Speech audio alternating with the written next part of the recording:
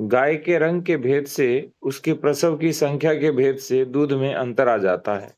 यथा तरूणीनाम गवाम दुग्धम मधुरम च रसायनम त्रिदोष नाशनम चैव वृद्धाय दुर्बलमतम सगर्भायाः समुद्दिष्टं त्रिमासोर्ध्वं च पित्तलं क्षारं च मधुरं चैव मतं वै शोषकारकम्।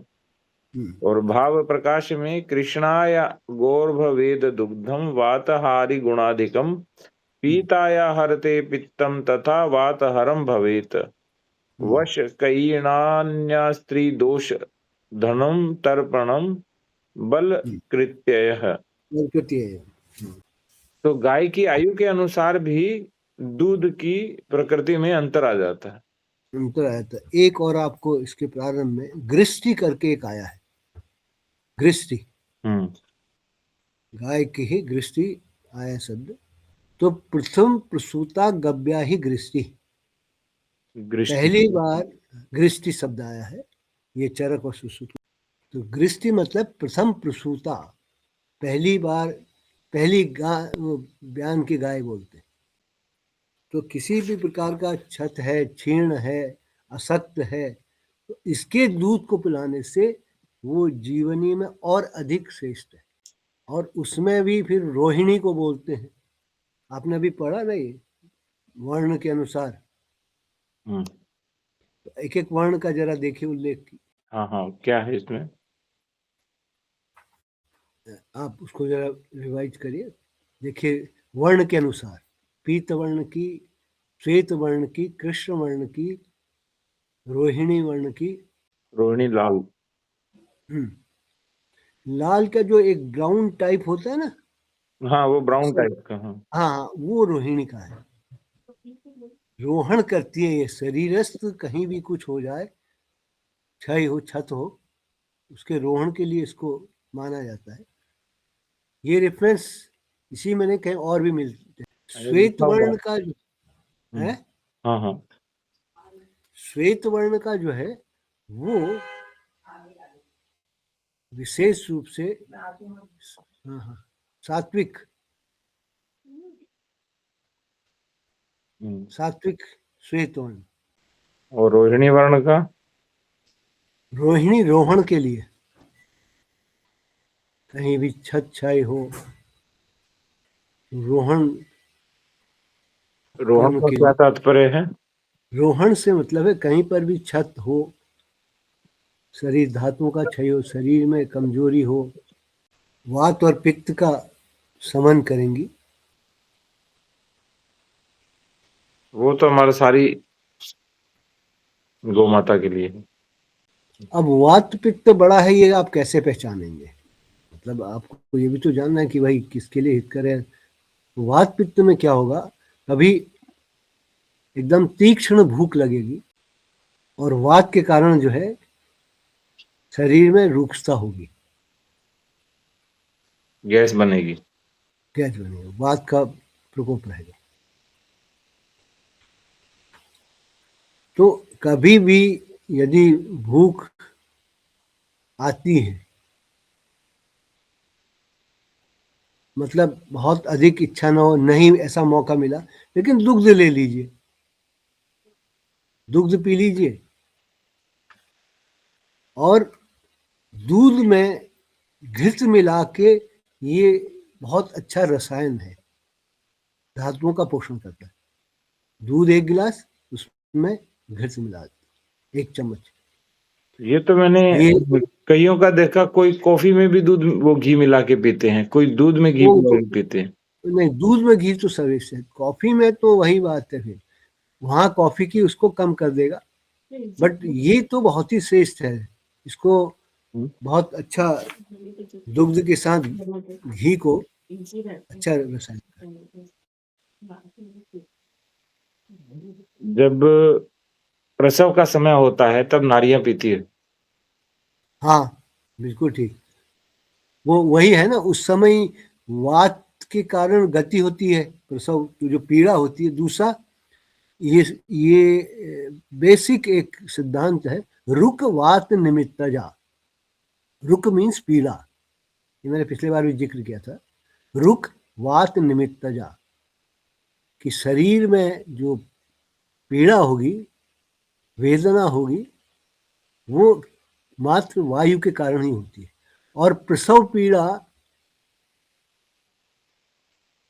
उस पीड़ा को ग्रेड 1 जितने भी टाइप की पीड़ा आप हैं, उसमें सबसे तीव्र पीड़ा प्रसव पीड़ा को कहा जाता है। प्रसव पीड़ा के बाद दूसरी कौन सी है? जो असहनीय है। प्रसव पीड़ा असहनीय होता है मात्र इसलिए माँ उसको बेयर करती है कि जो है नवजात शिशु या जो है कन्या, वो उसका आगमन हो रहा है। उस उनका जो ध्यान है, उनका मानसिक उस खुशी के साथ कि भाई हाँ कोई आ रहा है, वो उसको सहन कर लेती। उस पीड़ा को और कम करने के लिए गरम दूध के साथ, ठंडा भी नहीं देता है, गरम दूध के साथ घृत को दिया जाता है। उष्ण दूध के साथ क्यों? वो वात का अनुलोमन करता है, वायु का अनुलोम, वायु को अधो मार्ग यानी कि मल मार्ग से वायु का अनुलोमन करता है। जितना वायु का अनुलोमन होगा, जितना वायु का अनुलोमन होगा, उतना ही आसानी से डिलीवरी होगी। इसको कोई आज समझता नहीं है। वो आज तो कह देंगे अरे फैट बढ़ जाएगा, कोलेस्ट्रॉल बढ़ जाएगा। अरे 1-2 गिलास पीने से, देखिए उसको नहीं क्यों। और साथ में पित्त की वृद्धि भी होती है, जैसे एसिडिटी होना, ये सब जो है ना, अम्ल पित्त हो जाना, ये सब, तो उसको शांत करता है ये दुग्ध घृत। सबसे बड़ा लाभ क्या है? जब आप आहार लेते हैं तो उसमें पेट, आप जब प्रसव पीड़ा के समय प्रेशर लगाते हैं, बोलते हैं ना, अगर थोड़ा जोर लगाओ प्रेशर, उस समय पित्त और वात अगर आप आहार लेके डिलीवर करेंगे तो वो थोड़ा और काठिन्य होगा, कष्टकर होगा। और दुग्ध लेके जो है करेंगे घी मिला के, तो वो द्रव्य के कारण उस स्टमक में या इंटेस्टाइन्स में कोई किसी भी प्रकार का डिस्कम्फर्ट नहीं करेगा। ये महत्वपूर्ण, इसलिए उसको दुग्ध घी को देना। तो 40-45 वर्ष की आयु के बाद अनिवार्यतः उष्ण दूध और घृत लेना चाहिए, क्योंकि वात देखिए प्रधान शरीर हो जाता है। काल विशेष भी है, काल विशेष भी है। जैसे वर्षा ऋतु है, उस समय डालिए दुग्ध घृत, उस समय लीजिए। बहुत कठिन आहार न खा के दुग्ध घृत लीजिए। शरद ऋतु में है, ग्रीष्म ऋतु में है, वसंत ऋतु में कफ की वृद्धि कर देगा। अब ये चलेगा वसंत ऋतु, बहुत अधिक दुग्ध और ये लेने से अल्प मात्रा में डालिए, थोड़ा 1/4 चम्मच दुग्ध में डालिए।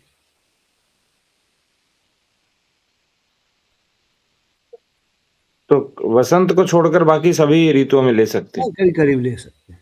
इसको बहुत उत्तम रसायन कहा है क्षीर दुग्ध को। अति भी नहीं करनी चाहिए। अब हुआ कि अरे बहुत अच्छा हो रहा है, 2-3 चम्मच डाल दिया घी दूध में 1 गिलास में, वो अति नहीं होना चाहिए। एक सम्यक अपनी प्रकृति को देखते। अब होता क्या है, जो कफच प्रकृति वाला इसको पिएगा तो उसे निद्रा आने लगेगी इसी उसके। वातिक प्रकृति के लिए बहुत अच्छा है, उससे ज्यादा फिर पैत्तिक प्रकृति। आपने देखा होगा कि बहुत से लोग रात्रि भोजन के बाद दुग्ध ले लेते हैं। उनको आसानी से निद्रा भी आती है, निद्रल भी है, और शारीरिक जो धातु है उसको रोग भी देता है। थकना है, एकदम जल्दी थक जाएगा, उनको आप ये दे सकते हैं। गाय की कितनी ब्यान तक दूध लेना चाहिए? तो अंत तक ले सकते हैं दूध, तो अंतिम ब्यान तक का। देखिए अच्छा, हाँ ले तो सकते हैं, लेकिन वही होगा जो वार्धक्य वाला। अच्छा है युवा, जैसे 1 बयान, 2 बयान, 3 बयान, 4 बयान तो ठीक है, फिर कितनी बयान तक जाती हैं? उसमें तो कोई 7-8 बयान तो नॉर्मल हो जाता है, सामान्य रूप से हो जाता है।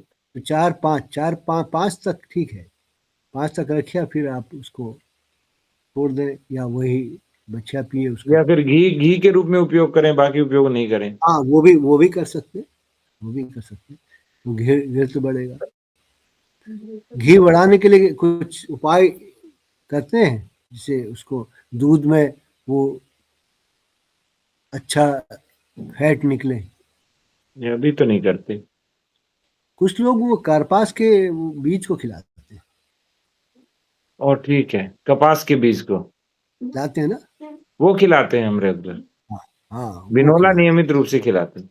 हाँ, वो तो उसके कारण ही वो दुग्ध उसमें, तो उसको जो है बिनौला की, 1 मिनट जरा सी, एक पुस्तक निकाल रहा हूँ। वन कार्पासी। वन मीन जो वन में होने वाला, और जो जंगल में होता है। 3 जातियां बताई हैं। एक उद्यान में लगाते हैं आप, जो गुजरात में कपास का बहुत खेती होती है, हम्म। तो वहां पर गुजरात में उस वैरायटी को जो उद्यान में है, उसको हिरवणी बोलते हैं। हीरे वर्णी। हिरवणी, वणी, वीरवन। हिरवणी। हिंदी में उसको नरमा बोलते हैं, उस वैरायटी को, कपास को। हमारे यहाँ तो नरमा बहुत लगाते हैं, अच्छा। श्री गंगानगर में। हाँ, देखिए उसका वही बात है। हम नरमा ही कहते हैं उसको। अच्छा, इसके फूल लाल होते हैं। अब इसका फूल लाल होता है, और नरमा थोड़ा, कपास कॉम्पैक्ट होती है, और जो अच्छा, नरमा है वो थोड़ा खिला खिला रहता है। इसे नरम से नरमा बना है। हाँ, नरम से ही नरमा बना है, नरमा। वो एकदम छूलेगा और निकल आएगा। ये बात है। और चमकता भी है वो हल्का सा, तो अच्छा लगता है। हाँ, दूसरा अरण्य कार्पासी है। अरण्य, रण्य नहीं। अरण्य, रण मीन्स जंगली कपास, इसको भी बोलते अरण्यकाल हैं। तो वन ही होगा। इसको संस्कृत में तो भारद्वाजी बोलते हैं, वन कपासी बोलते हैं इसको हिंदी में, हम्म। जंगली कपास। और तीसरा जो है वो टुंडिकेरी। टुंडिकेरी मीन्स नोच उसका थोड़ा छुपदार झाड़ी होती है इसकी, और ये वन में अपने आप ही उत्पन्न हो जाती है। इसकी विशेषता क्या है? इसके जो कपास के बीजों को खिलाते हैं, तो ये 2 काम करता है। एक तो शरीर में स्निग्धता लाता है गायों के, तो दुग्ध भी जो है स्निग्ध होगा। और दूसरा जो है, ये स्तन्यजनक, लैक्टेटिंग है ये। गायों में भी जो है लैक्टेशन को बढ़ाती है, इसलिए विशेष रूप से उसके पहले तो आप स्निग्ध दुग्ध के लिए देते हैं, उसके बाद जो है दूध बढ़ाने के लिए, दूध की मात्रा बढ़ानी है, तो कपास के बीजों को खिलाना चाहिए। यह है। इसको यदि शतावरी के मूल के साथ खिलाएंगे तो और अच्छा दुग्ध बढ़ेगा, और दुग्ध जो है वो पौष्टिक बहुत होगा। कार्पास प्लस शतावरी, शतावरी के जड़ आते हैं जो आपको दिया था। तो शतावरी जैसे जो जड़ अभी समाप्त हो गया है, तो क्या हाँ, शतावरी का चूर्ण लें या जड़ और मंगवा लें? नहीं, कितना लेते हो गया आपको? 1 महीना से ऊपर हो गया। हम्म। 1 महीना हो गया। शक्ति का कैसा लगा पहले से? अच्छा हुआ है पहले। अच्छा, बेटर है।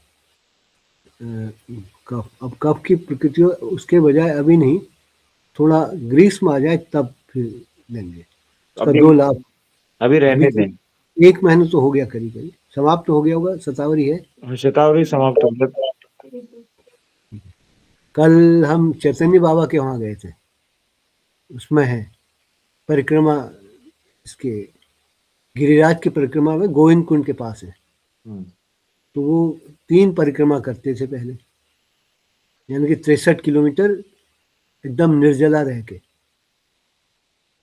अब आप उनसे मिले हैं? नहीं बहुत हुआ। पहले। हाँ, बहुत अद्भुत संत है। हाँ, उनसे हम करीब 5-6 महीने से मैं टच में। 2018 के आसपास मिला था उनसे। अच्छा, अच्छा। परिक्रमा तो करते समय उनके पास रुका था एक बार। अच्छा, मुझे अच्छा। पता था उनका 3 परिक्रमा करते हैं। हाँ, तो वो कल मैं फिर गया था उनके पाँव में बहुत तकलीफ थी। तो ऐसा आवाज़ हुआ कि चलना चाहिए। बराबर जा रहा था, 15 दिन पहले 4 तारीख को गया था। उनके पूरे ये घिस गए हड्डियाँ और ये मसल्स वो हो गई, स्टिफ हो गई। उनको मार इंजेक्शन दे दे के वो किया, इस लोगों ने, नहीं हुआ। तो हमने उनसे कहा आप परिक्रमा बंद करिए और ये लीजिए। एक प्रिपरेशन उनको बना के हम, जैसे आप लोगों को दिया, बना के उनको दे आए थे, ले रहे थे। वो पिछले 3 महीने से लेटे ही रह रहे थे, बैठ नहीं पा रहे थे। अब बैठने लगे हैं, थोड़ा खड़े होने लगे, बाहर जाने लगे। कल देखा उनके नीचे, उन्होंने कुछ दवा दी, एंटीबायोटिक है भी, जल्दी उठेंगे बाबा, कहीं गांठ वगैरह थी, और वो नीचे पाँव में अल्सर बन गए थे। सॉरी। तो हम उसकी ड्रेसिंग करके एलोवेरा लगाया पूरा। हम करीब करीब 4-5 बजे तक उनके पास थे। रात में हम उनका फ़ोन आया 9:30 बजे। हमने फ़ोन किया था कि क्या हाल है? बोले कि मेरे को काफ़ी आराम है, खड़े नहीं हो पाया था। अब एलोवेरा ऐसा है, इनके भी गाय के कहीं घाव हो जाए, कहीं चोट लग जाए, सूजन हो जाए, तो एलोवेरा के पत्ते के अंदर के उसको निकाल के आप वहाँ लगा दें, एकदम तुरंत आराम मिले, बहुत जल्दी आराम मिलता है। वो एंटी इन्फ्लेमेटरी है, एनर्जेसिक है, वुंड हीलिंग है, और टिश्यू रिपेयर करता है। 4 फंक्शन इकट्ठे हैं उसके। तो ये एक प्रयोग उसका उषा का जो पैर का नाखून टूटा था वो भी आ नहीं रहा है, थोड़ा-थोड़ा आया है तो। आया है। उसको पहले से ऊपर को आ गया होगा अब तो। देखें? नहीं, छाल, कपास के जड़ का छाल, वो या कपास जड़, की जड़ का छाल। या जड़ भी ले लें। तो जड़ के और ऊपर का जड़ से ऊपर का। छाल ले लें, छाल ले लें, और वैसे अगर उसको भी ले लें, कोई वो नहीं है। तो क्या हो इससे क्या होता है? जो यूट्रस है ना, जब डिलीवरी होती है तो वो और डायलेट हो जाता है, रिलैक्स हो जाती है मसल्स, क्योंकि आप उतना प्रेशर पड़ने से, अब इसको देंगे तो धीरे धीरे धीरे वो नॉर्मल साइज में आ जाएगा यूट्रस, कॉन्टेक्टाइल इसका हुआ। तो जल में उबाल के पी लो उसको। हाँ, एक इसका प्रयोग और, जड़ की छाल को, जिनके ये पीरियड में ब्लड नहीं आता है,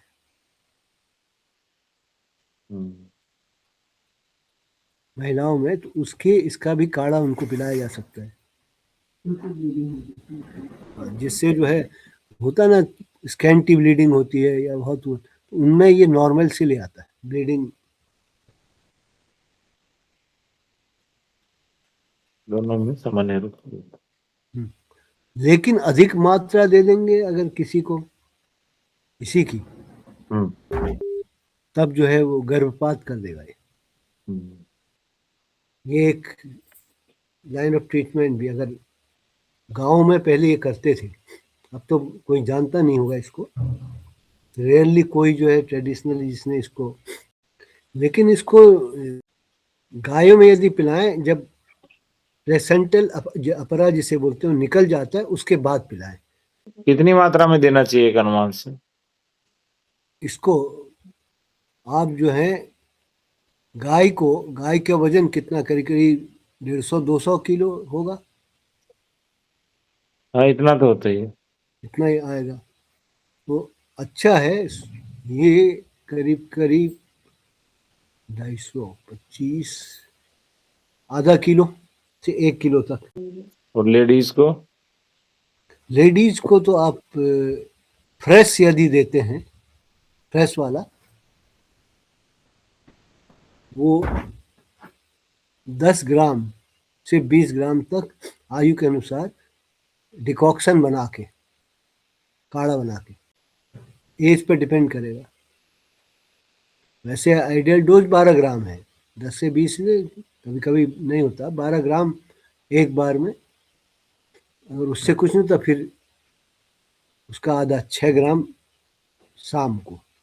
ये निर्भर करेगा प्रकृति कौन सी है। पैतृक प्रकृति होगी तो ज़्यादा होगा, वातज होगा तो थोड़ा कम होगा, कफज प्रकृति उन दोनों के बीच का होगा। तो इसमें कोई और होना तो फिर हम थोड़ा विशेष दुग्धों के जो विशेष गुण वो हैं, बाकी के भैंस के इसके बताते हैं। हाँ, इसमें आगे चलते हैं। हाँ, महिषी, एक सूत्र आया है, महिषी क्षीरम स्वप्न जनना नाम। भैंस का दूध निद्रा लाता है। महिषी क्षीरम स्वप्न जनना नाम। भैंस का दूध निद्रा लाता है। निद्रा आएगी तो स्वप्न आएंगे।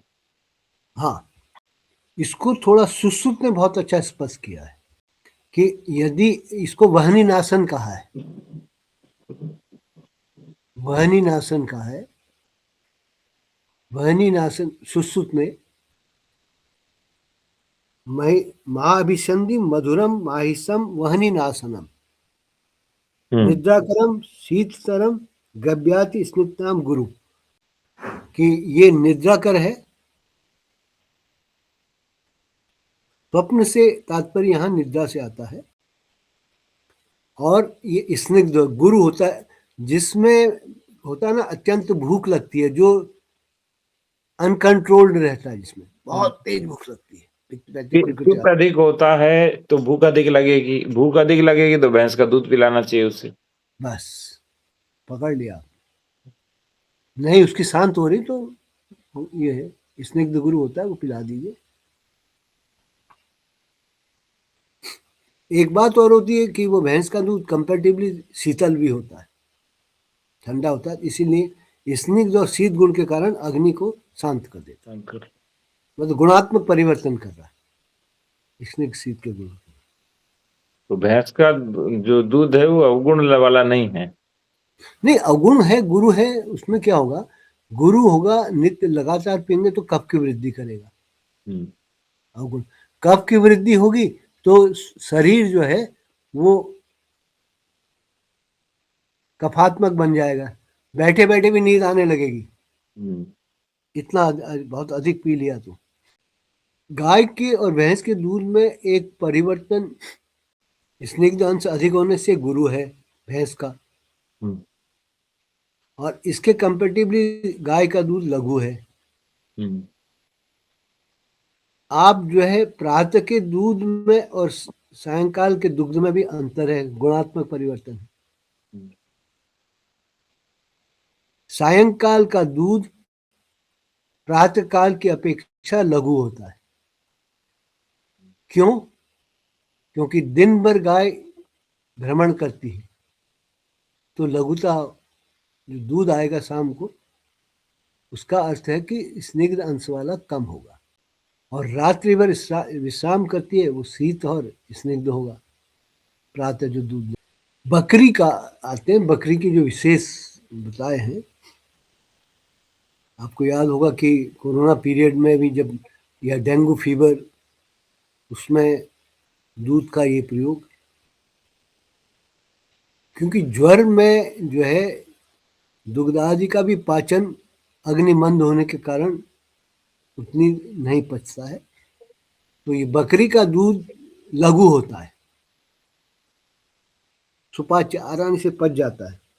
आपने देखा होगा बकरी कभी भी स्थिर नहीं रहती और दौड़ते रहती है। आप देखिए स्थिर कम रहती है, जैसे गाय है, लेकिन बकरी को आप जहाँ छोड़ दीजिए, गाय तो कहीं पर भी वो हो जाएगी, लेकिन बकरी दौड़ते, इसके कारण बहुत लघु होता है और शक्ति बढ़ाता है शरीर में।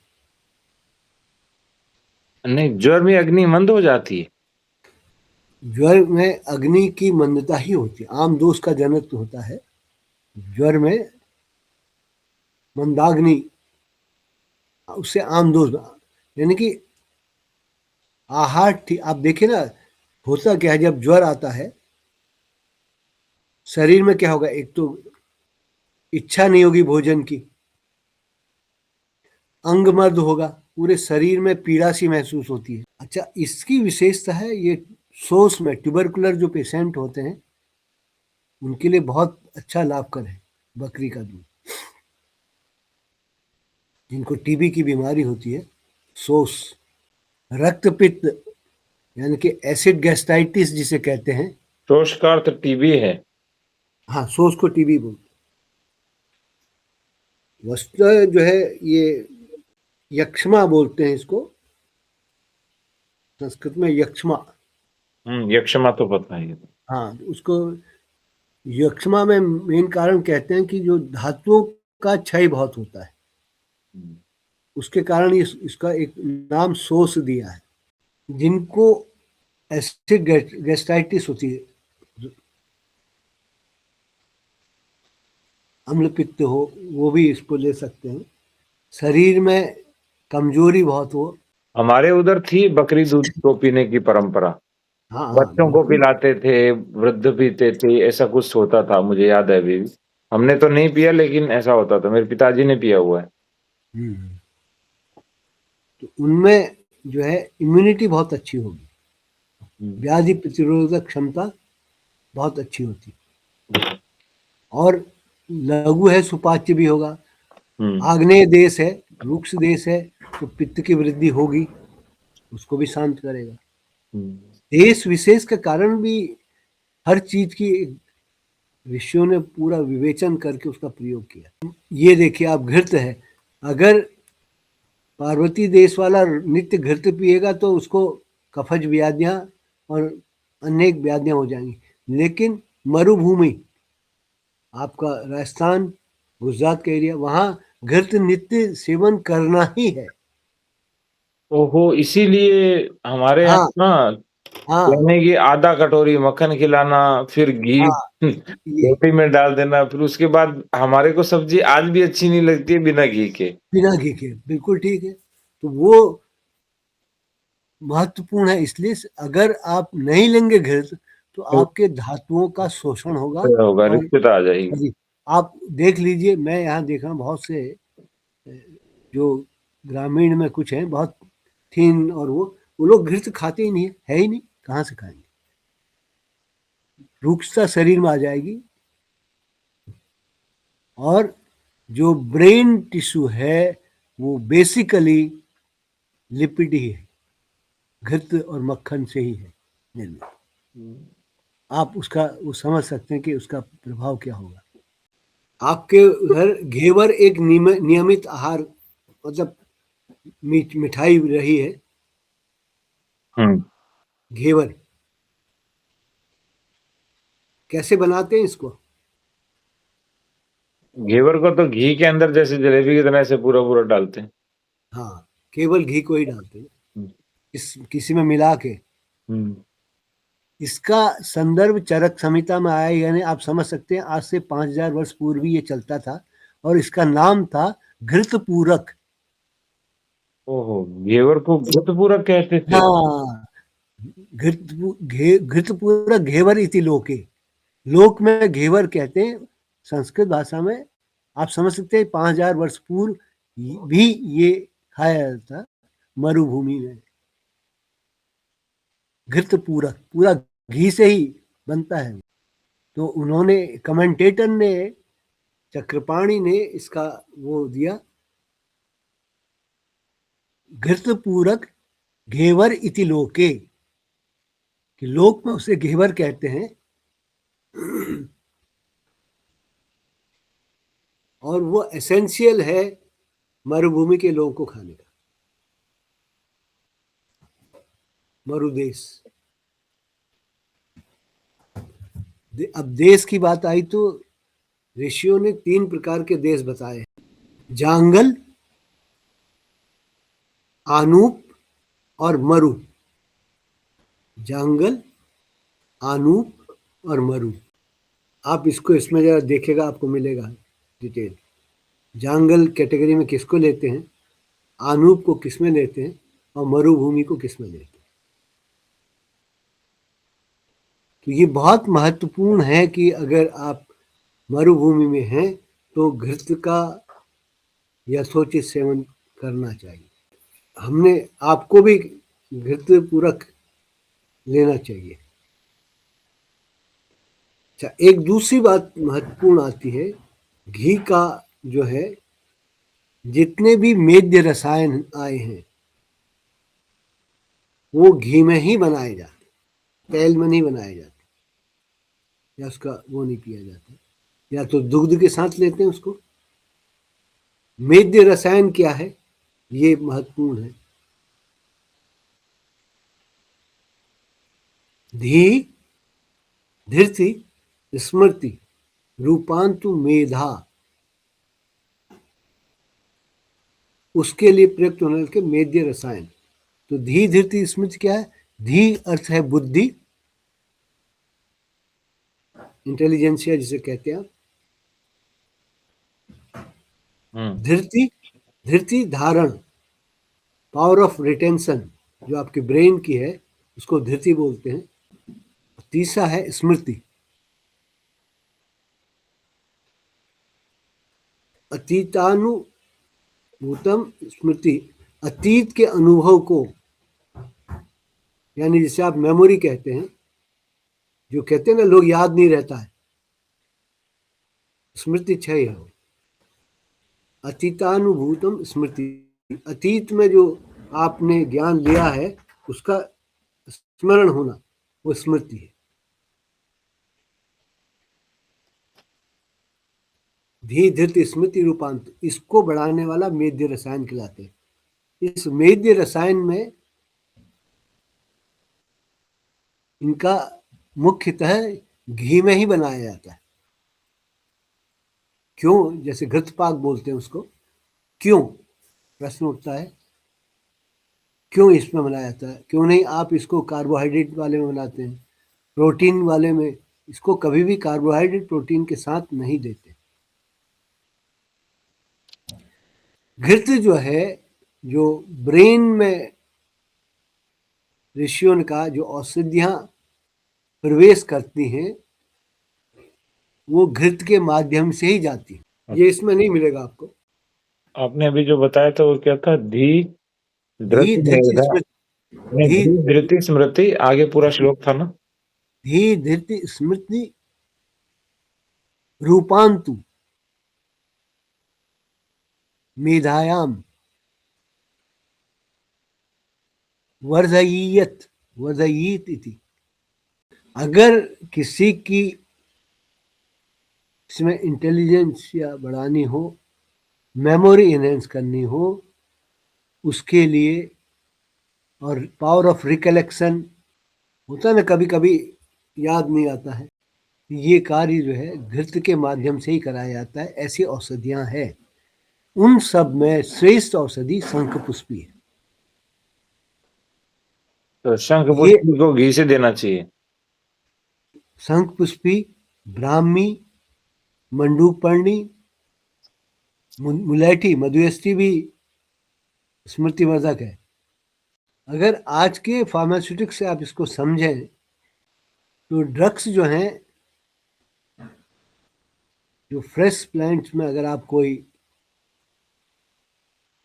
किसी को लें तो उसमें एक्टिव कंस्ट्रेंट्स दो प्रकार के होते हैं। एक्टिव कंस्ट्रेंट दो प्रकार के होते हैं, एक हाइड्रोफिलिक, एक लाइपोफिलिक। हाइड्रोफिलिक, दूसरा लाइपोफिलिक। तो हाइड्रोफिलिक तो वाटर सॉल्युबल होंगे, और लाइपोफिलिक लिपिड में जो है घुलते हैं। जो आप देखिए हमारे ऋषियों का वो देखिए पूरा, ये सब जो है ये लाइपोफिलिक है। घृत वाले पदार्थ के साथ ही इसे दिया जाता है। और एक विशेष बात और है, कि औषधियों का जो बेसिक फार्मास्यूटिकल फॉर्म आयुर्वेद में आए हैं वो बहुत महत्वपूर्ण है। उसको अभी समझा नहीं गया मैंने देखा है। वो क्या करते हैं, स्वरस जूस निकाल दिया, वो स्वरस कहलाता है। पिस्ती करके आजकल तो मशीन है, उसमें पीसा और जो स्वरस निकाला वो स्वरस कल्क पेस्ट हो गया। सिर्फ डिकॉक्शन, शीत ठंडे पानी में उसमें डाल के ठंडे, और फांट जो गर्म पानी में डाल के छोड़ देते हैं। स्वरस को सबसे श्रेष्ठ कहा है। मैंने अभी आपको दो चीज बताई थी, एक हाइड्रोफिलिक है, एक लाइपोफिलिक। ऋषियों ने कितनी गहराई से उसको अध्ययन किया था। स्वरस में हाइड्रोफिलिक भी और लाइपोफिलिक भी दोनों मिल जाते हैं। इसीलिए पहले अगर गूढ़ लिंग व्याधि है, अभी देखिए इस सीजन में लोगों को खांसी बहुत आ रही है, आती है तो रुकती नहीं है, बहुत तेज होती है। हाँ, ये अभी शुरू हुआ, पहले हाँ, तुलसी ये को शीत के कारण सबसे बड़ी भूल होती है। ये खुला छोड़ते हैं सब। कान। ये इस काल में ये खुला नहीं होना चाहिए, इसमें मफलर बंद करें। बालक वृद्ध विशेष रूप से, बालक में कफ का होता है और वृद्ध में वात का होता है। ये कार्टिलेजस टिश्यू है। एक सूत्र आया है इसके लिए, मैं आपको बहुत गूढ़ रहस्य वाला सूत्र दे रहा हूँ जो कहीं बहुत कम देखने में मिलेगा, और ये गुरु ज्ञान से मिला था, देखा भी था इसका प्रभाव। ये गुणा निर्वाते प्रोक्ता, ये गुणा निर्वाते प्रोक्ता, ते गुणा कर्णबंधने। कर्णवंदने। कर्णबंधने, कान को इसको बंधन बंधन। हाँ। अब जब मैं किसी से कहता हूँ इसे बंद करो, तो कहते क्या है, हम रुई कान में डाल लेंगे, रुई डाल लेंगे। ये कर्णबंधन नहीं है। कर्ण पूरा ये कर्ण कहलाता है। इसको आप मफलर से गरम उससे बांध लें। ये गरम रहेगा तो श्वास कास बिल्कुल नहीं होगा, और यही सबसे बड़ी गलती अभी करते हैं। अब यहाँ ये गुणा निर्वाते प्रोक्ता कहा है। निर्वात मतलब वायु रहित स्थल, वायु रहित स्थल मतलब शीत देश, ठंडी, घर में ठंडा कमरा हो। और एक सिंपल टेस्ट आपको बता देता हूँ, सिंपल टेस्ट, जिसको कास आ रहा हो, रुक नहीं रहा है, कमरे को गर्म कर दीजिए, देखिए खांसी बंद। विशेष रूप से बाल में और वृद्धों में होता है। तो निर्वात स्थल में जो गुण मिलते हैं, यानी कि शैत्य का विकार नहीं होगा, श्वास कास ये सब वेदना, मैंने आपको सूत्र बताया था ना, रुक वात निमित्त जा, जहां भी पीड़ा होगी, वेदना होगी, वो वात के कारण होती है। अगर आप निर्वात स्थान में ऐसे रोगी को रखेंगे, उसको लाभ मिलेगा। तो बाल और वृद्ध में, बालक कफज प्रीडोमिनेंट होता है सिद्धांत के अनुसार, और वृद्ध जो है वो वात प्रेडोमिनेंट होता है। और वात का स्थान शरीरस्थ जो है सबसे अधिक अस्थियों में होता है। ये भी अस्थि का ही प्री वो है, कार्टिलेज। अस्थियों के रोगों का जो है प्रीडोमिनेंस आपको जरा अवस्था में मिलेगा। अस्थिजन्य जितने भी रोग मिलेंगे वो युवा में नहीं मिलेगा, और बालक में बहुत कम। अब युवाओं ने अपना जो है रूक्ष तीक्ष्ण उष्ण आहार कर लिया, तो अस्थियों का प्रॉब्लम उनमें भी आ गया। वात की वृद्धि होगी। सब वो फास्ट फूड और क्या क्या वात वर्धिक आहार, कोल्ड ड्रिंक पियेंगे, जाड़ों में भी आइसक्रीम खाएंगे, तो ये शीत की वृद्धि शरीर में करेगा। और शीत का स्थल मुख्यतः अस्थि। अब अस्थि है तो क्या होगा, गुण क्या है, रुक्ष है, लघु है, शीत है, ये 3 गुण उसके होंगे। रुक्ष होगा, लघु होगा और शीत। रुक्ष शीतो लघु सूक्ष्म, रुक्ष शीतो लघु सूक्ष्म, 2 और हैं। रुक्ष शीतो लघु सूक्ष्म, चलो, चल, चल प्रकृति होगी। वात का चल प्रकृति यानी कि एक स्थान से दूसरे स्थान पर मूव करेगा।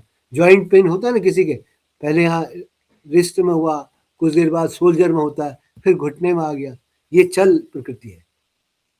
विशद, विशद मीन्स उसका प्रभाव पूरे शरीर में, अस्थियों के साथ होगा ना।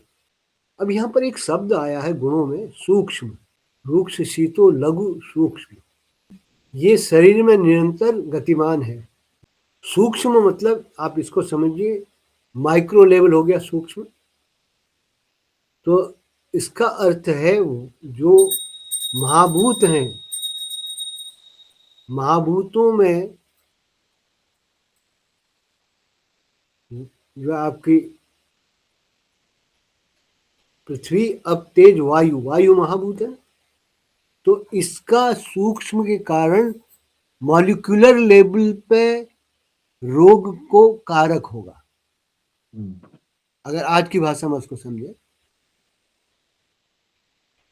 मॉलिक्यूलर लेवल पे वात के गुण के कारण वो, इसीलिए कभी कभी जब मार सीटी करा लिया, ये MRI करा लिया होगा, लेकिन पकड़ में नहीं आता है, पीड़ा हो रही है कहीं पर शरीर में, जाते हैं लेकिन नहीं पकड़ में आता है। वो कारण है सूक्ष्म गुण के कारण, वो आएगा ही नहीं। एक और इसके अंदर साइंटिफिक रहस्य है, वो कहीं लिखा पढ़ा नहीं मिलेगा। एटम क्या है, मैं अब इसको आज के साइंस के अनुसार थोड़ा सा कोरिलेट करता हूँ। एटम क्या है, अनडिविजिबल एटम, मतलब एटम जो है अनडिविजिबल है। हाँ। है मॉलिक्यूल क्या है, 2 एटम्स। तो अनडिविजिबल तो जो है महाभूतों की इंडिविजुअल हो गई, पृथ्वी, अब तेज वायु आकाश। लेकिन जब 2 मिलते हैं तो वो मॉलिक्यूल बनाते हैं। तो वात के मॉलिक्यूल उस लेवल पे पीड़ा होती है, इसीलिए वो पकड़ में नहीं आती। मैं आपको प्रैक्टिकल एक बात समझा रहा हूँ, अनुभूति की, क्योंकि ये सब पूरा लिंक है। अगर इसको आप समझ लेंगे तो बहुत कुछ समझ में आ जाएगा। आप देखा, मैं आप प्रिस्क्राइब करता हूँ किसको, संजीवनी वटी को, पीड़ा हो, दर्द हो, आप उसमें देखिए संजीवनी वटी को, उन्होंने क्या है, पाचन नहीं हो रहा हो या भूख न लगती हो, ज्वर है, ये सब इसमें संजीवनी का प्रयोग किया है। लेकिन मैं इससे हट के करता हूँ। आजकल ऐसे वात के प्रकोप के कारण कई रोगी आते हैं जिनकी पीड़ा, वो एक्सरे में भी MRI में कुछ नहीं मिलता उनको। तो संजीवनी जो वटी है, इसमें जो द्रव्य है भल्लातक एक, और वत्सनाभ है। वत्सनाभ जो है वो हमारे वहाँ पॉइजनस माना जाता है, हमारे वहाँ इसमें, बट मात्रा विशेष के कारण उसका प्योरिफिकेशन किया जाता है, डिटॉक्सिफिकेशन किया जाता है गोमूत्र में, तब उसको संजीवनी में डालते। और ऐसे ही भल्लातक है, उसका भी प्योरिफिकेशन करते हैं। उसके नट में ऑयल होता है, उस ऑयल का प्रयोग करते हैं। वत्सनाभ, वत्सनाभ, ये रेनकुलेसी का वो है, एकोनाइट्स जो हैं, एकोनाइट्स को पहले आदमी को मारने के लिए भी अब अपने तीर में लगा के उनको जानवर को शिकार के लिए तब भी वो करते थे। और इसका बड़ा बढ़िया वो दिया है, वत्सनाभ क्यों कहा है? वत्सनाभ इसलिए कहा है जैसे बछड़े की नाभि होती है जो गिरती है ना बाद में सूख के, उसी प्रकार का इसका स्वरूप होता है। इसका रूट का स्ट्रक्चर बिल्कुल ऐसे ही दिखता है। ये हाई हिमालय में होते हैं, 14,000 15,000 फीट। तो इसका डिटॉक्सिफिकेशन प्रोसेस बताया है। जब इसको प्रोसेसिंग करते हैं, बनाते हैं, बहुत सावधानियां बरतते हैं। और ये इस संजीवनी बट्टी का इंग्रेडिएंट है। इसलिए मैं इसको उन गुणात्मक दृष्टि से देख के जहां भी पीड़ा होगी वात के कारण, कफ के कारण, इसका प्रयोग करता हूं और उसके साथ अनुपान देते हैं। वो प्रकृति को देख के, विकृति को देख के। आपने अगर ख्याल किया होगा, मैं किसी किसी को कहता हूँ कि ये इसके साथ 4 मुनक्का खा लेना, याद है आपको? हाँ हाँ हाँ। तो ये बहुत तीक्ष्ण उष्ण होता है। तो ये तीक्ष्ण गुण जो है ये मंद गुण के कारण होता है। मंद मीन्स जो बहुत स्लोली मूव करते हैं। तीक्ष्ण तो साफ हुआ, एकदम तुरंत एक्शन करेगा। तो इसमें मुनक्का में मंद गुण रहता है।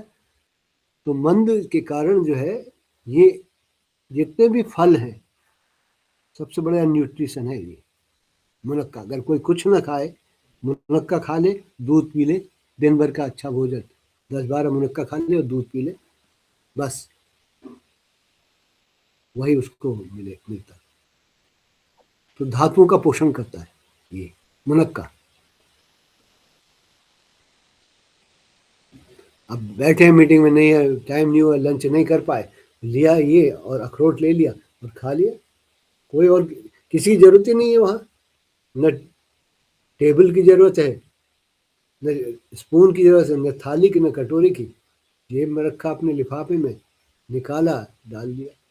मीटिंग भी चल रही है, अपना अग्नि भी से पूरे धातुओं का पोषण भी हो रहा है।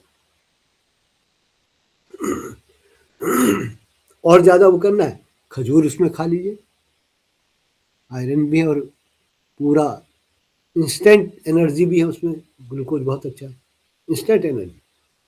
दो वो रखे, डिब्बा अपना खोला, खा लिया, भाई हमारा लंच यही है।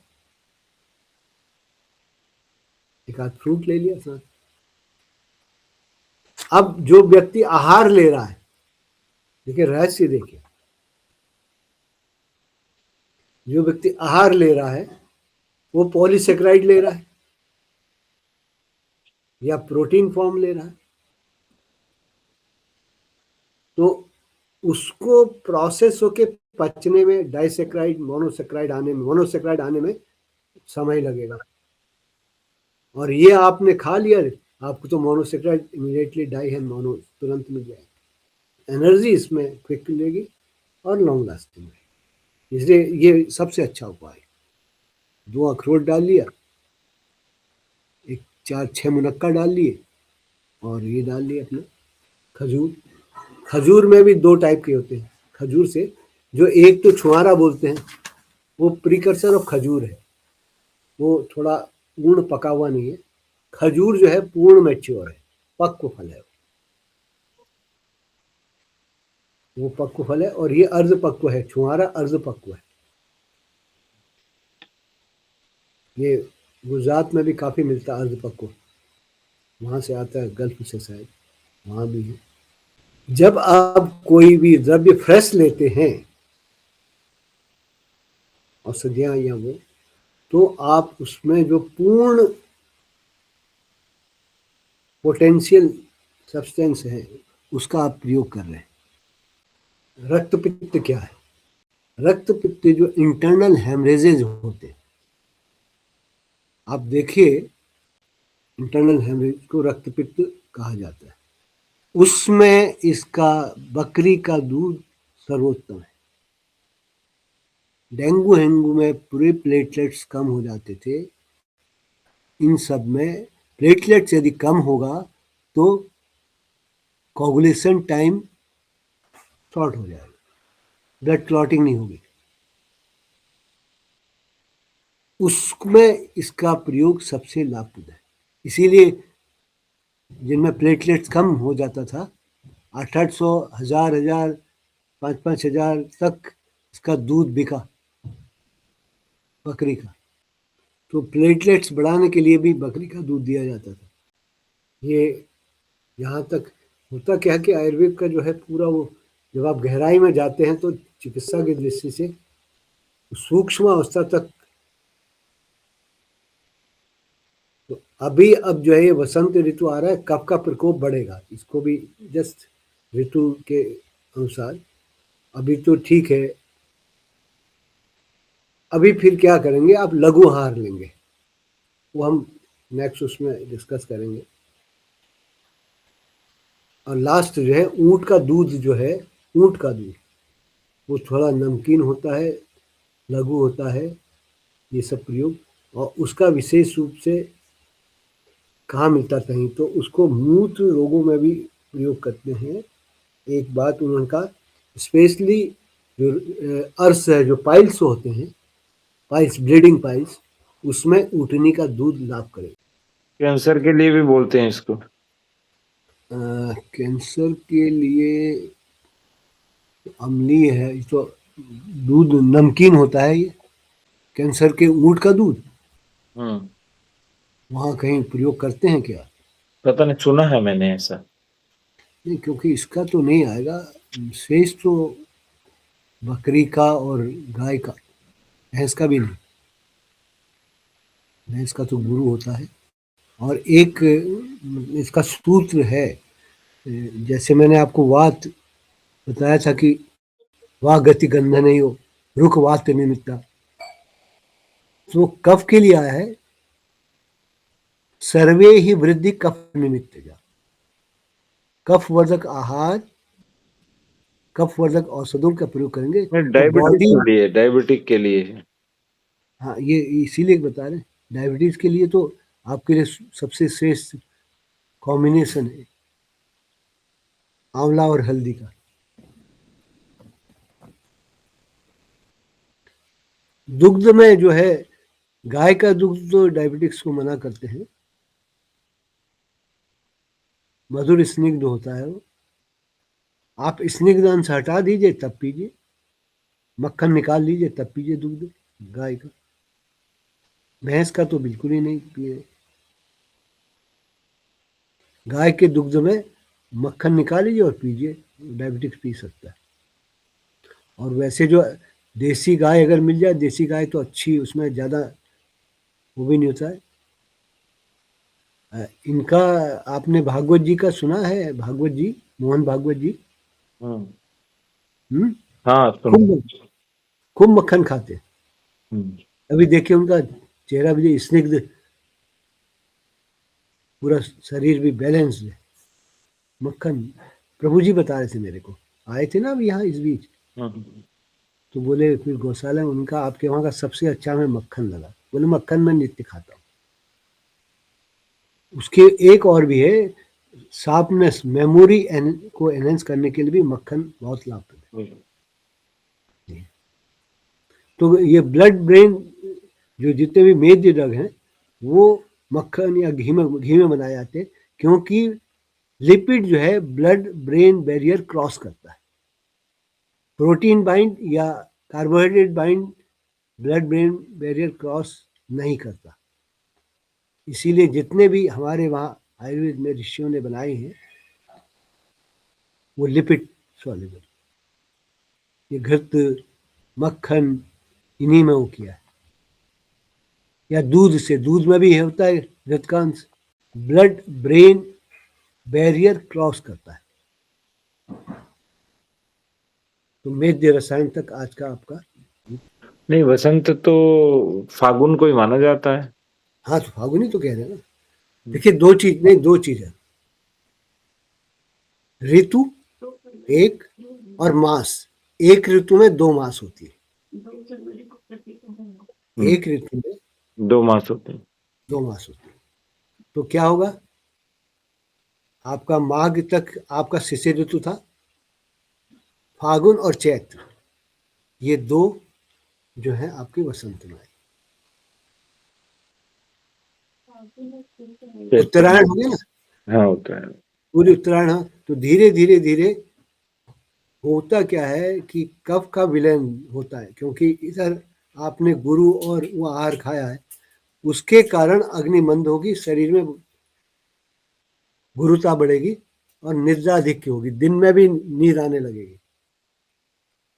अब जैसे नींद आती नहीं है दिन में। अब आएगी कफ की जहाँ वृद्धि हुई आपके शरीर में लगेगा, जो है जठराग्नि मंद हो जाएगी, भूख भी कम लगेगी।